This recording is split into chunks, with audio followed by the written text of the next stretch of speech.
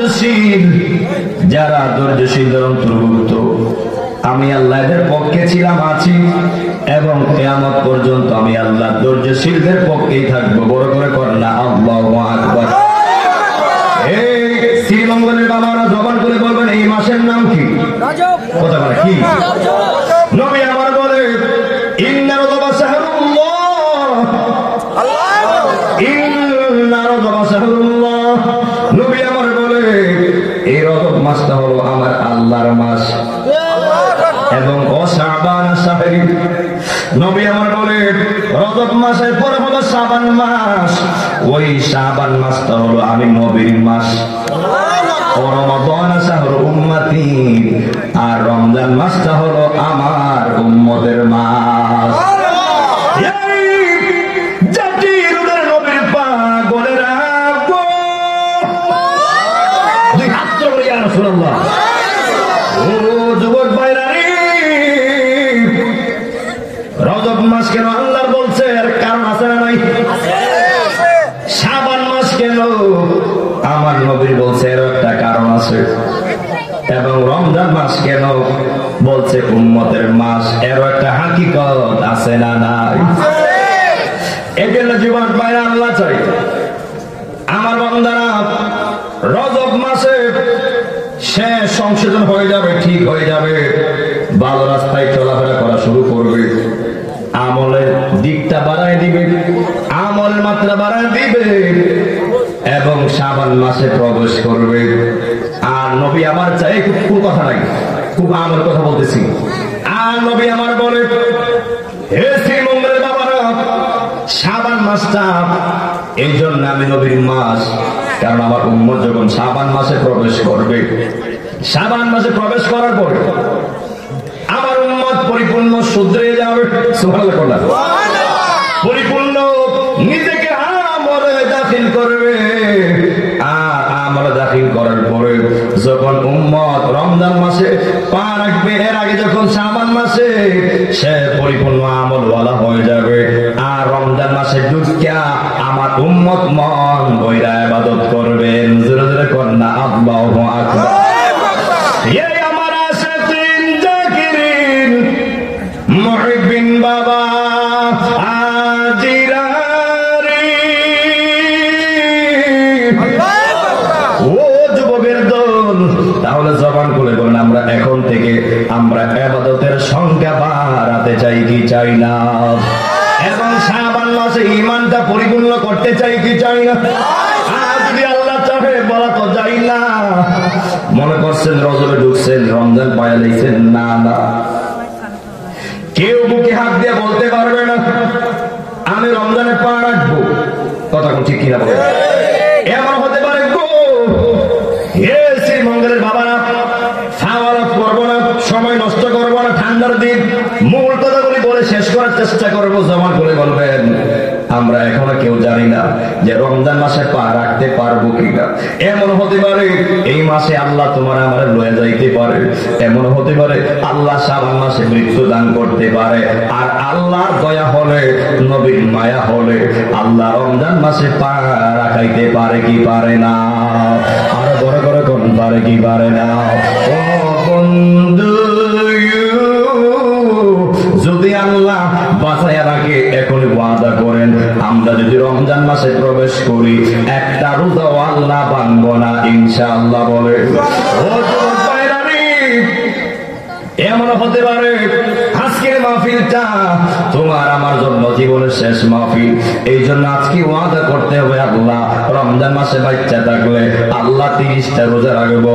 ও আল্লাহ রমজানে বাঁচায় রাখলে 30টা তারাবিও পড়বো। আল্লাহ রমজানে বাঁচায় রাখলে লুগায় লুগায় খাবো না।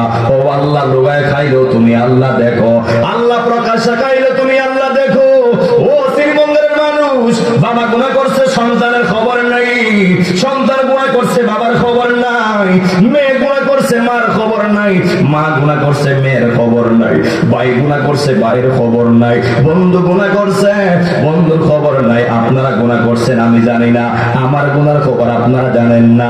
ও বন্ধু রে, ও যেটি রোডের বাবারা জবান করে বলবেন আপনি আমার গুনার খবর একজন সব জানেন, তিনি কে? আল্লাহ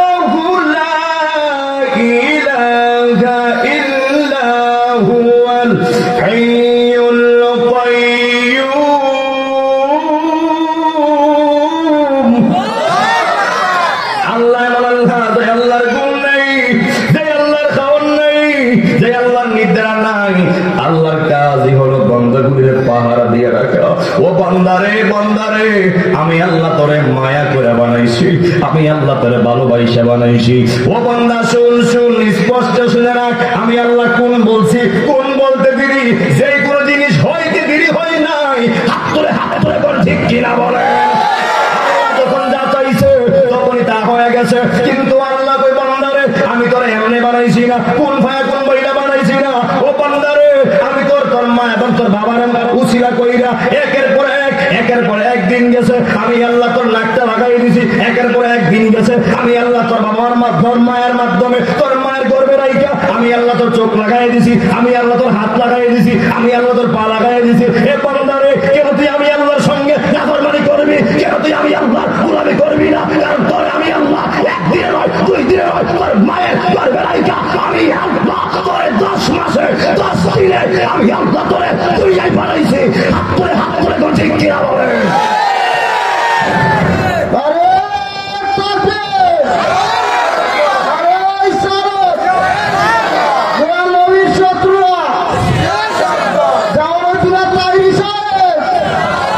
দুই হাত আল্লাহ আকবার কর না। যে আল্লাহ তোমার আমার মায়া করে বানাইছে, যে আল্লাহ তোমার আমার দয়া করে বানাইছে, আল্লাহ চাইলে হুট করে বানাইতে পারতো, কিন্তু আল্লাহ হুট করে বানাই নাই। আল্লাহ আমার বন্দারে আমরা মায়া করতেছি, দয়া করতেছি, আমার বন্দারা দুনিয়ায় গিয়ে আমি আল্লাহর গোলামি করবে। কথা বল ঠিক কিনা বলে। এই বাচ্চা এখন কথা নাই, একদম নীরব থাকবে। আপনারা কথা বললে আমার ইংলিশ নষ্ট হবে। যারা স্টুডেন্ট ছাত্র যারা আছো সাবধান। আল্লাহ রাব্বুল আলামিন বলেন, লাকাদ খালাকনাল ইনসানা ফি আহসানি তাকওয়িম।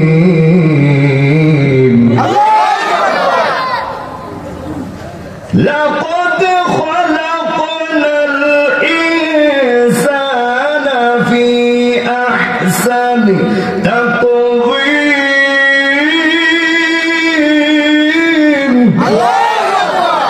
কি কষ্ট হচ্ছে মনে হয়? বিরক্ত হচ্ছে? শেষ করে দেই। আন্দারপুরের মানুষ আমি, আন্দারপুরের মানুষ আমি, আন্দার ঘরের বাসিন্দা। ও আল্লাহ, ও আল্লাহ, আমি এক পাপিষ্ঠ বান্দা। ও আল্লাহ, আমি এক পাপিষ্ঠ বান্দা। আন্দার ঘরের রাস্তা সোজা, ঘাড়ের উপর পারের বোঝা, আল্লাহ রাসূল মুর্শিদ খোঁজা, এই পাগলদের দান্দা গো।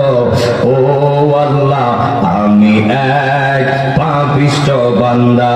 ও আল্লাহ, আমি এক পাপিষ্ঠ বান্দা। জবান করে কন্যা আল্লাহু আকবার। ডাইরেক্ট ভূমিকায় ঢুকলাম। আজকে আমি নবীর মুয়াজ্জিন, যে মসজিদের ইমামতি করতেন আমার দয়াল নবী, ওই মসজিদের মুয়াজ্জিন ছিলেন হযরত বেলাল। কথা কোন ঠিক কিনা বলেন। আমি বেলালের জীবনী দিয়া নবীর প্রেম খোঁজার চেষ্টা করব। হে যুবক ভাইরা জবান করে বলেন, যেই মুয়াজ্জিন ছিলেন বেলাল, ওই বেলালের দাম কম না বেশি? একটু আগে কয়া দেয়া যায়। নবী আমার পরে যারা মুয়াজ্জিন, অনেকে মুয়াজ্জিনকে তুচ্ছ করে। কথা কোন ঠিক কিনা বলে। হ্যাঁ সাধারণ মুয়াজ্জিন, মুয়াজ্জিন কইও, এ মুয়াজ্জিন কই, এমন করে মানুষ চেষ্টা মারে। কথা কোন ঠিক কিনা বলে। নবী আমার বলে, ওই হাসরের ময়দানে একটা মাথা সবার উপরে থাকবে। সুবহানাল্লাহ। একটা মাথা সবার উপরে থাকবে গো। নবী আমার বলে, যারা দুনিয়ায় আযান দিত, ওই মাথাটা হলো দুনিয়ার মুয়াজ্জিনের মাথা। নবী আমার ডাক দিয়া কই, উম্মত শুন, যারা আযান দিত, যারা মুয়াজ্জিন, তারা লজ্জাবোধ হবেন না। আমার নবী কয়, হে উম্মত শুনো শুনো, একটা মুয়াজ্জিনকে আল্লাহ কেমন ইজ্জত দিছে। তুমি যদি জানতা সকালে গিয়া মুয়াজ্জিনের রুমের সামনে গিয়া মুয়াজ্জিনের জুতার ধুলাগুলা তুমি জিহ্বা দিয়া পরিষ্কার করলা হইলে কথা কোন ঠিক কিনা বলেন? এমন ইজ্জত আল্লাহ মুয়াজ্জিনকে দিছে, এমন সম্মান আল্লাহ মুয়াজ্জিনকে দিছে। নবী আমার কয়, হে মুয়াজ্জিনের দল, লজ্জা বোধ করো না, তোমরা আমার বেলালের সঙ্গে জান্নাতে থাকবা। আর বড় করে কন্যা আল্লাহু আকবার। যদি আমরা জান্নাত পায়া যাই আর কি চাওয়ার হতে পারে? আমরা জেনারেলের মানুষ, শ্রীমঙ্গলের মানুষ, ও আল্লাহ তোমার পাইলে, তোমার নবীরে পাইলে আর জান্নাত পাইলে আমরা আর কিচ্ছু চাই না। হাত তুলে কোন ঠিক কিনা বলেন? এই জন্য যুবক ভাইরা, ও মুরব্বী বাবারা, যেই মসজিদের ইমাম ছিলেন আমার দয়াল নবী, ওই মসজিদের মুয়াজ্জিন ছিলেন ওই হযরত বেলাল। ওই বেলাল এমন একটা আশিক ছিল, আমার নবী যখন মেরাজে গিয়েছিলেন, সুবহানাল্লাহ, আমার আল্লাহর সঙ্গে দিদার করার জন্য, যুবক ভাইরা আমার নবী কয়, আমি যখন জান্নাতে গেলাম, ওই জান্নাতে গিয়া আমার বেলালের পায়ের ডঙ্কা আমি শুনলাম। সুবহানাল্লাহ। বেলাল হাতে জমিনে আর বেলালের পায়ের আওয়াজ হয় জান্নাতে। ওই বেলালের দাম আছে না নাই? এই জন্য যুবক ভাইরা, মুয়াজ্জিনের দাম কম না বেশি? নবী আমার আয়েশা কয়, বেলাল আমি তোমার পায়ের ডঙ্কা জান্নাতের প্রত্যেকটা রুমে রুমে পাইলাম। তুমি কি তেমন আমল করো বেলাল, তুমি কি তেমন করো যেই আমলটা আল্লাহ কবুল করে ফেলাইছে? বেলাল ডাক দেবে, ইয়া রাসূলুল্লাহ, আমি তো অনেক কালো, আমি দেখতে অনেক বেশি, ইয়া রাসূলুল্লাহ আমি আপনার সামনে কম যাই, আমি আপনার সামনে কম যাওয়ার চেষ্টা করি, তবে আমি প্রত্যেক নামাজের আগে যখন উযু করি, উযু কইরা আমি বেলালে 2 রাকাত নামাজ পড়ি। নবী গো, এই জন্য যদিও আমি আপনার দূরে থাকি, যেন আমি আপনার মহব্বত থেকে দূরে না যাই। জোরে জোরে কন্যা আল্লাহু আকবার। নবী আমার বলে, ও বেলাল রে, তোর আমল আমার আল্লাহ কবুল কইরা ফেলাইছে। আর বড় করে কর আল্লাহু আকবার। এই জন্য যুবক ভাইরা, ও শ্রীমঙ্গলের বাবারা, জবান খুলে বলবেন, বেলালের প্রেম এই অন্তরে আমরা চাই কি চাই না? লম্বা ইতিহাস, মূল কথাটা বলে দিয়ে শেষ করব। ওই বেলাল 7 দিনের হায়াত থেকে কিভাবে 70 বছর হায়াত পেয়েছিলেন। সুবহানাল্লাহ। আল্লাহ ডাক দেন, নবী গো, ও মায়ের নবীজি, আপনার বেলাল 7 দিন বাঁচবো। সুবহানাল্লাহ। আর কয়দিন বাঁচবো? 7 দিন। ও নবী, আপনার বেলাল আর 7 দিন বাঁচবে। ইয়া রাসূলুল্লাহ, বেলালের আমলের কমতি নাই, বেলালের নামাজ হজ যাকাতের কমতি নাই। ইয়া রাসূলুল্লাহ, বেলালের সব ঠিক আছে, কিন্তু বেলালের একটা কাজ বাকি আছে। ওই কাজটা হলো বেলালের বিয়া। বিয়া কথা কোন ঠিক কিনা বলে? আল্লাহ ডাক দেন, নবী গো, ও মায়ের নবীজি, যদি আমার বেলাল বিয়ে না করে মারা যায়, বেলাল তো ধরা খেয়ে যাবে, বেলাল তো আসামি হয়ে যাবে। ও নবী, আপনি এই 7 দিনের ভিতরে আমার বেলালের বিয়ার ব্যবস্থা কইরা দেন। আর বড় করে কন্যা আল্লাহু আকবার। জন্ম আমার নবীর যুগে হলে কেমন হতো, জন্ম আমার নবীর যুগে হলে আসতো বেশি হযরতের বেলালের মধুর আযান, সেই আযানে ছিল এমন প্রেম মুগ্ধ রহমান। দয়াল নবীর পিছে নামাজ পড়লে কেমন হতো, দয়াল নবীর পিছে নামাজ পড়লে কেমন হতো, জন্ম আমার নবীর যুগে হলে কেমন হতো, জন্ম আমার নবীর যুগে হলে কেমন হতো। ও আল্লাহ, ডাক দিয়া কই বন্ধু হাবিব, ও বন্ধু হাবিব, আপনি তাড়াতাড়ি বেলালের বিয়া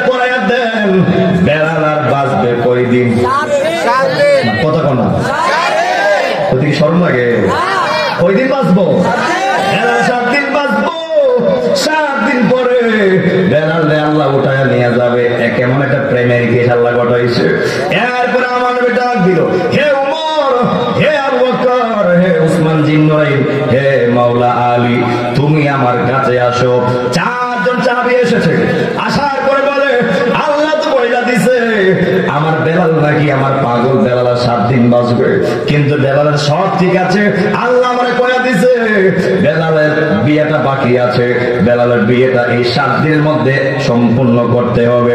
হে আবু বকর, হে আলী, হে উমর, উসমান, জিন্নুরাইন, তোমরা একটা কাজ করো, তোমরা দুইজন ভাগ হইয়া একজন চলে যাও এই দিকে আর দুইজন যাও এই দিকে, গিয়া তোমরা পাত্রী খুঁজবা, সুন্দর মেয়ে দেখা ওই মেয়ের বাপের কাছে বিয়ের প্রস্তাব দিবা। সুবহানাল্লাহ না গিয়ে বলবা যেই বাড়িতে মেয়ে পছন্দ হয় গিয়ে বলবা আমি রহমাতুল লিল আলামিন পাঠাইছি, যার বিয়ার কুকলাতি আমার নবী করে ওই বেলালের দাম কম না বেশি? নবী আমার প্রস্তাব দিয়ে পাঠাইছে, সারা ওয়ার্ল্ডের মধ্যে আমার নবী হলো সেরা প্রস্তাবকারী। কথা কোন ঠিক কিনা বলে? যারা আমার নবীরে ছোট করতে চায়, যারা আমার নবীরে সম্মান কাটো করতে চায়, এরার একটারও জন্মের ঠিক নাই। কথা কোন ঠিক কিনা বলে? এই জন্য যুবক ভাইরা, ও মুরব্বী বাবারা, আমার কাছে আল্লাহর সম্মান বড়, নবীর তাজিম বড়, আল্লাহর প্রেম বড়, নবীর প্রেম বড়। আল্লাহ এবং নবীর ক্ষেত্রে যদি কেউ বিন্দু মাত্রা আঘাত করতে চায়, আমরা শ্রীমঙ্গলের বাসী দইরা সাফার দাঁত ফলাই দেবো। হাত তুলে ঠিক কিনা বলেন? রোহিঙ্গা কয় কি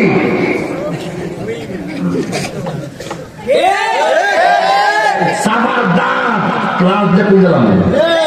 কথা বল ঠিক কিনা বলেন? যদি দেখেন ওদের প্রেম না থাকে এই জিন্দিগি বাচ্চা কিলা।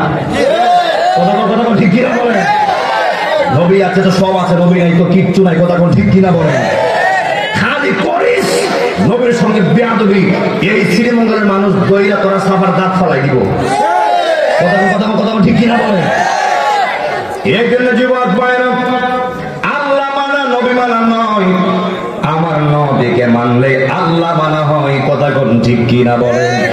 এই জন্য যুবক ভাইরা, আবু বকর আর মাওলা আলী গেল একদিকে, যাওয়ার আগে বলছেন ও সাহাবীরা তোমরা যেই বাড়িতে মেয়ে দেখবা বলবা প্রস্তাব পাঠাইছি আমি নবী, পাত্র হলো বেলাল, তবে সর্বশেষ বলবা যে বেলাল 7 দিন বাঁচবে। সুবহানাল্লাহ কোন না? বেলাল কয়দিন বাঁচবো? কথা বলা কয়দিন? বেলাল 7 দিন বাঁচবো। কি কষ্ট হচ্ছে মনে হয়? এরপরে যেই মাত্র কথা কই না, আমি পরে কথা কই, যেই মাত্র আবু বকর আর মাওলা আলী গেল একদিকে, আর এদিকে উসমান জিন্নুরাইন, আর হলো ওইদিকে উমর, যেই মাত্র তারা পাত্র খুঁজতে গেল, যে বাড়িতে পছন্দ হয়, যখন বলে আলাপ পরে আমার নবী খুশি হয়ে যায়, এরপরে যখন শোনে পাত্র হলো বেলাল আরো খুশি হয়ে যায়। এরপর যখন কয় যিনি পাত্র উনি আর 7 দিন বাঁচবে, তখন মেয়েও মুখ ঘুরায় নেয়, মেয়ের বাবা মুখ ঘুরায় নেয়। কারণ কে চাইবো 7 দিন পরে আমার মেয়েটা বিধবা হয়ে থাকে? আপনি চাইবেন? কথা বলা চাইবে? লজ্জার কথা না, জানি না কই দিবার কথা ঠিক কিনা বলে। এখানে একটা আল্লাহ প্রেমের খেলা খেলাইছে, দেখেন কার ভাগ্যে আল্লাহ কারো লেখছে। সুবহানাল্লাহ কোন না? এরপরে এভাবে যে বাড়িতে যায়, পাত্র পছন্দ হয়, নবীর প্রস্তাব পছন্দ হয়, যখন বলে বেলাল 6 দিন বাঁচবে, মুখ ঘুরায় ফেলে। এমন করতে করতে 3 দিন চলে গেছে, আর কয়দিন আছে? 3 দিন চলে গেছে, আর কয়দিন আছে? আর 4 দিন আছে। ওই দিক দিয়া আবু বকর কয় ভাই আলী, আমরা কি নবীর সামনে লজ্জা পেয়ে যাব? যেখানে পাত্রী পছন্দ হয়, যখন আমরা অবস্থান বলি তখন তারা মুখ ঘুরায় ফেলে, তাইলে কি আমরা পারবো না বেলালের বিবাহটা সম্পূর্ণ করতে? যখন আবু বকর আর আলী পাহাড়ের ভিতর দিয়ে রওনা হয়ে গেল, নবীর সামনে চলে আসবে, ওই দিক দিয়া আর একজন সাহাবী, নবীর সাহাবী, যার নাম ছিল আব্দুর রহমান। সুবহানাল্লাহ কোন না? ওই নবীর সাহাবী আব্দুর রহমান রাদিয়াল্লাহু তাআলা আনহু ওই জঙ্গলের ভিতরে খাট কাটতেছিলেন, আর ওনার একজন মেয়ে ছিল, ওই মেয়ের নাম ছিল হযরতে গাজালা। আল্লাহু আকবার। ওই গাদালা মেয়েটা পর্দায় থাইকা, পর্দায় আবৃত থাইকা বাবার হেল্প করতো, বাবার সাহায্য করতো, কাঠ কাটার মধ্যে বাবার সহযোগিতা করতো। পর্দা থাইকা আপনি আপনার বাবাকে, আপনি আপনার মাকে সাহায্য করার সুযোগ আছে না নাই? এরপরে যখন আব্দুর রহমানের সঙ্গে মাওলা আলী আবু বকর দেখা হয়ে গেল, আর বাবা একবার দেখা হয়ে যাওয়ার পরে একজন আরেকজনকে সালাম দিল, সালামের জবাব দিল। এরপরে হঠাৎ করে দেখতেছে ওই আব্দুর রহমান সাহাবীর পিছনে একটা মেয়ে দাঁড়ানো। সুবহানাল্লাহ করুন। বলে ভাই মেয়েটাকে, বলে আমার মেয়ে। ওই মাওলানা কিন্তু প্রস্তাব দেওয়া যায়, যেহেতু আমাদের সাহাবী আমাদের ভাই, দেখি প্রস্তাব কইরা যেই মাত্র বলে ও ভাই আব্দুর রহমান, নবী পাঠাইছে একটা মেয়ে দেখার জন্য। সুবহানাল্লাহ করুন। ওই বেলার জন্য একটা পাত্রী আমরা খুঁজতেছি, যে তোমার মেয়েটা বড় আবেদা সলেহা, তোমার মেয়েটার আমরা পছন্দ হয়েছে, তুমি বিবাহ দিবানি বেলার সঙ্গে। বলে আমার একটা সৌভাগ্য। সুবহানাল্লাহ করুন। এটা আমি সাহাবীর জন্য সৌভাগ্য। নবী যেখানে আলাপ দিয়ে পাঠাইছে, এতে আর সৌভাগ্য কি হইতে পারে? যেই মাত্র বলে কথা আরো আছে, যে নবী বলছে সত্য বলার জন্য মিথ্যা বলা যাবে না। ও ভাই আব্দুর রহমান, যে বেলাল হলো পাত্র, আমরা দিনে দিনে খুঁজতে খুঁজতে 3 দিন চলে গেছে। ওই যার সঙ্গে তোমার মেয়ের বিবাহের কথা আমরা আলাপ করতেছি, ওই বেলাল মাত্র আর 4 দিন বাঁচবে, তুমি রাজি আছো নি? সুবহানাল্লাহ। ওই আব্দুর রহমান চিন্তায় পড়ে গেছে, উনি ধ্যান হারায় গেছে, একটা ধ্যান পড়ে গেছে। আরে কই কি পাত্র সম্বন্ধ করেছে আমার নবী, পাত্র হলো বেলাল। খুশির সীমা ছিল না, কিন্তু এখন কি বললো? বাঁচবে আর 4 দিন। উনি একটা ধ্যানে পড়ে গেছে, 4 দিন পরে আমার মেয়েটা বিধবা হয়ে যাবে, 4 দিন পরে আমার মেয়েটা স্বামী হারা হয়ে যাবে।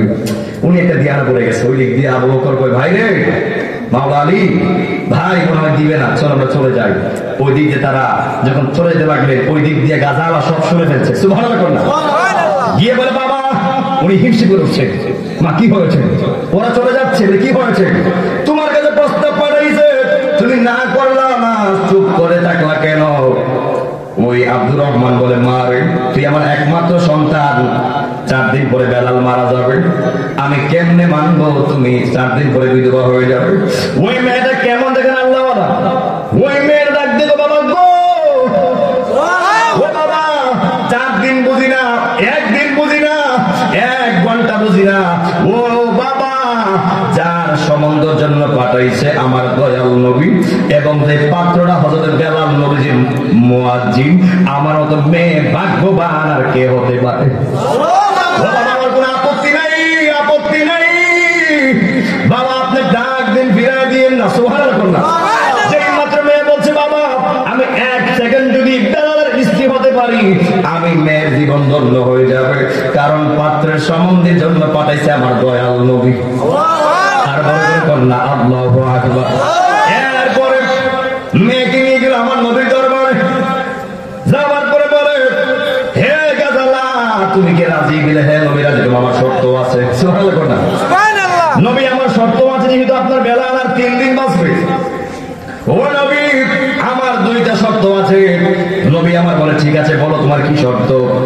নাম্বার 1 শর্ত হলো, ইয়া রাসূলুল্লাহ, আমার বংশের শুরু থেকে এই পর্যন্ত, এই থেকে কিয়ামত পর্যন্ত যত মানুষ দুনিয়াতে আসবে এবং যাবে, আপনি নবী ওয়াদা দেন তারা জান্নাত দিবেননি। সুবহানাল্লাহ। আর সুবহানাল্লাহ করুন না। ও নবী, আপনি তারা জান্নাত দিবেননি? নবী আমার কই, ঠিক আছে আমি বললাম দিব। সুবহানাল্লাহ করুন। এবং 2 নাম্বার যেই চাওয়াটা হলো, 2 নাম্বার যে কথাটা বললেন, বলে ইয়া রাসূলুল্লাহ, আমার স্বামী তো আর 3 দিন পরে মারা যাবে, আমি 3 দিন পরে বিধবা হয়ে যাব ইয়া রাসূলুল্লাহ, আমি আর কোনো স্বামী গ্রহণ করব না ইয়া রাসূলুল্লাহ, আমি আমার মৃত্যুর আগ পর্যন্ত আপনি আমাকে দাসী হিসাবে আমি গাজালার সুযোগ দিবেননি। নবী আমার বলে, প্রথমটা মানলাম, তবে দ্বিতীয়টা মানতে পারলাম না, সময় হলে বুঝবা। কি বলছে সময় হলে? এখানে ফেস আছে নিও। সুবহানাল্লাহ করুন। নবীর প্রিয় সাহাবী হযরত আবু বকর সিদ্দিকী, নবীর প্রিয় সাহাবী হযরত আবু বকর সিদ্দিকী, ভালো শুইল পাশে ভালোবাসা যাইয়া দেখো মদিনা মদিনা মদিনা আশিক মুমিনের ঠিকানা বলো না মদিনা মদিনা আশিক মুমিনের দিদার চেয়ে কাঁদো তোমরা দিদার চেয়ে কাঁদো তোমরা হও না নবীর দেওয়ানা মদিনা মদিনা আশিক মুমিনের ঠিকানা বলো না মদিনা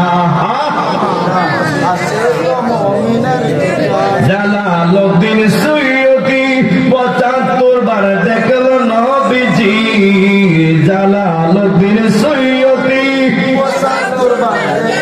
নবীজি এতবার দেখিয়া নবী এতবার দেখিয়া নবী তৃপ্তি তাহার মিটল না মদিনা মদিনা আশিক মুমিনের ঠিকানা বলো না মদিনা মদিনা আশিক মুমিনের ঠিকানা দিদার চেয়ে কাঁদো তোমরা দিদার চেয়ে হও না নবীর দেওয়ানা মদিনা মদিনা আশিক মুমিনের ঠিকানা বলো না মদিনা মদিনা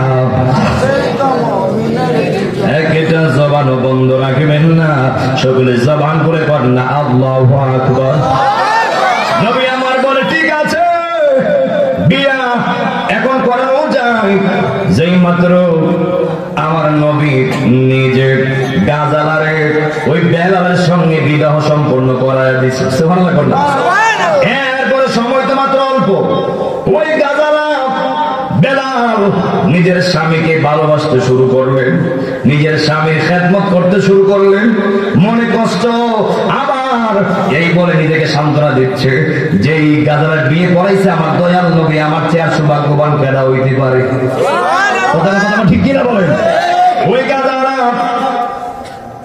সময় তো চলে যাচ্ছে স্বামী শেষ দিন অনেক লম্বা ইতিহাস আমি আপনারা বেশি কষ্ট দিব না অল্প সময় বেলালের জিন্দেগিটা বলে আমি শেষ করে দিব এরপরে ওই গাজালা স্বামীর খেদমত করতে লাগলেন এরপরে স্বামী বলে ও গাজালা ঘরে কি আছে একটু নাস্তা বানাও যেই মাত্র বলে স্বামী ঘরে তো তেমন কিচ্ছু নাই শুধু অল্প কিছু আদা আছে সুবহানাল্লাহ কি আছে অল্প কিছু আদা আছে ও স্বামী কি করব বলে রুটি বানাও যেই মাত্র রুটি বানাইতে গেছে ওই আটা দিয়ে মাত্র 7টা রুটি হইছে রুটি কটা হইছে 7টা রুটি হইছে আর বলে কি আছে বলে ও স্বামী ঘরে সামান্য কিছু কুরমা আছে প্রায় 9টার মতো কুরমা আছে স্বামী ডাক দিয়া কয় স্ত্রী আমি তো একটু পরে মারা যাব একটা কাজ করো 4টা রুটি রেখে দাও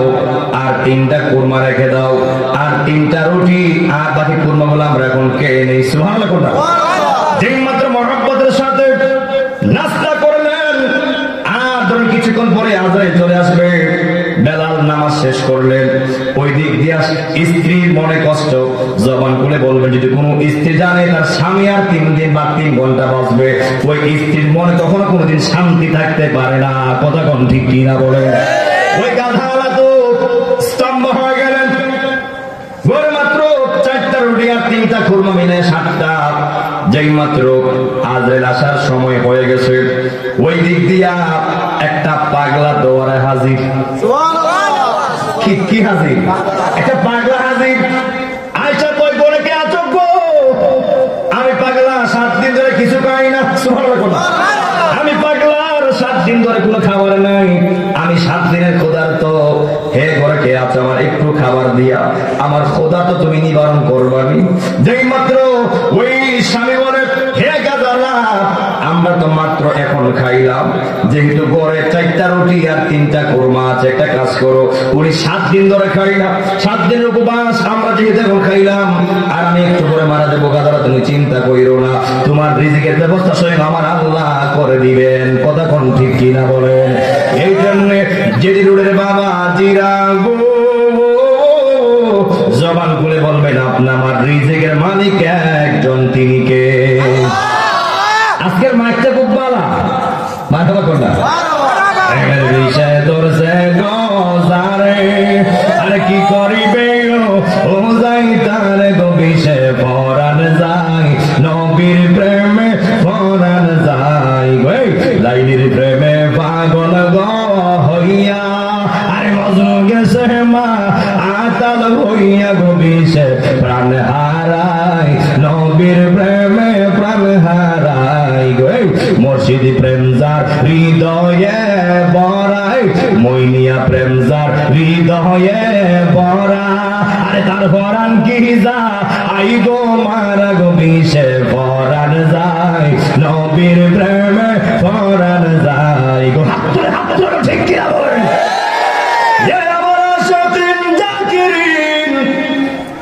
শ্রীমঙ্গলের বাবা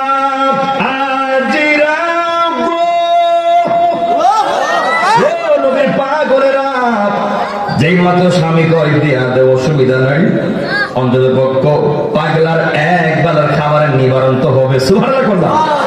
এরপরে গাদা আলম দরজার নিচ দিয়া পর্দার সাথে দরজার নিচ দিয়া হাত বাড়ায় বলতেছে হে আল্লাহর বান্দা আমার ঘরে এইটুকুই আছে আর কিচ্ছু নাই আপনি মেহেরবানি করে আমার এই খাবারটা আপনি গ্রহণ করেন সুবহানাল্লাহ। আর খাবার দেওয়ার সময় বলছে ও আল্লাহর বান্দা আপনি খাবারটা খাইয়া আপনি মেহেরবানি করে আমার স্বামীর জন্য একটু দোয়া করবেন। এখন পাগলা কই তুমি তো আমার নাস্তা দিলে আমার বিপদে বানাইলা